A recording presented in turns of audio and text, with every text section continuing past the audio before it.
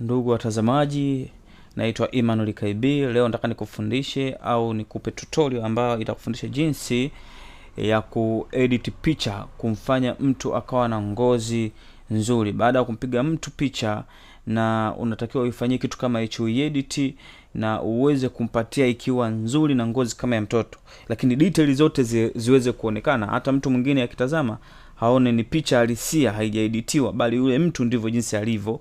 Na ili kuweza kupata tutorial nyingi zaidi na kujifunza zaidi, napenda na kuhamasisha uweze kusubscribe my channel KB Movies Tanzania. Hapo utapata tutorial zote nzuri, na bofe pale ka kengele ili kupata notification au kupata ujumbe ambao unakuonyesha tutorial mpya au kazi mpya ambayo nimeweka kwenye akaunti yangu ya YouTube. Sasa leo naanza kwa kuedit hii picha. Cha kwanza na duplicate hii picha ziwe mbili, alafu nakuja hapa kwenye normal, nakuja hapa kwenye linear light, linear light, alafu na control I hapa, na control I.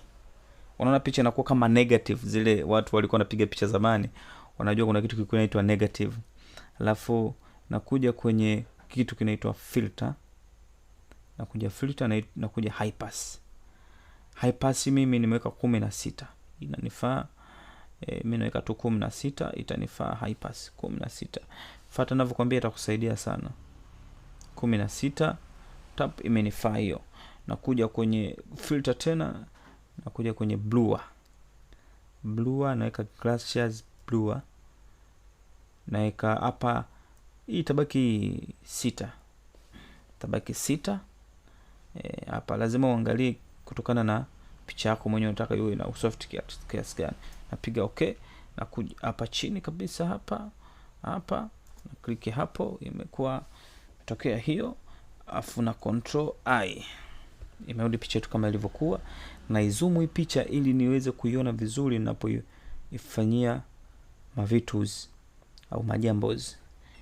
Nakuja hapa kwenye kitu inaitwa brush tool, click, naweka size ambayo naona itanifaa hapa, naongeza size, naongeza tena bado hapa, na softisha hapa. Unaona sasa hapa, unaona mabadiliko ya picha, unaona picha inabadilika, picha inabadilika, nazidi kutakata kiasi kwamba mpaka mtu anaangalia anapenda. Unashusha size kwa sababu nazuia kugusa sehemu zenye nywele au zenye weusi ambao nataka ubaki kama uhalisia, ili kupata picha iwe ina uhalisia. Naweka soft to home kama unavyoona, naipitisha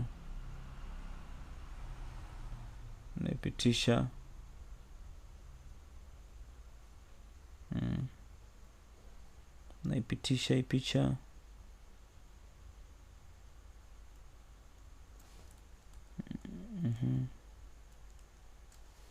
Naipitisha kama unavyoona, itakusaidia sana hii. Jitahidi kuangalia na shusha zaidi.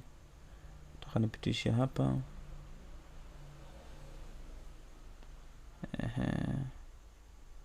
Nataka nipitishe humu.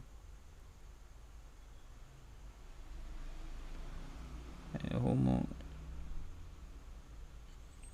hapa. Moto mnapitisha.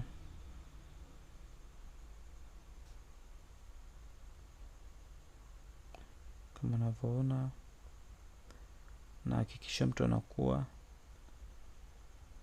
na ngozi nzuri kabisa.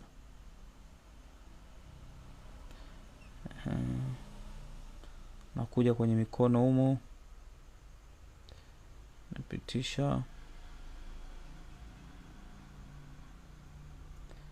mikono, unaweka hadi mikono inaonekana mizuri, mikono isionekane mibaya.